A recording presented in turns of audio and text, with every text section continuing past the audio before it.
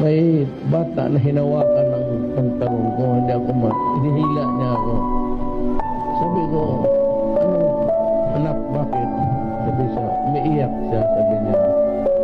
Mayor, tutuloy naman itong paa ko bukas, pero pag nabuhay ako, bigyan mo ako ng paa.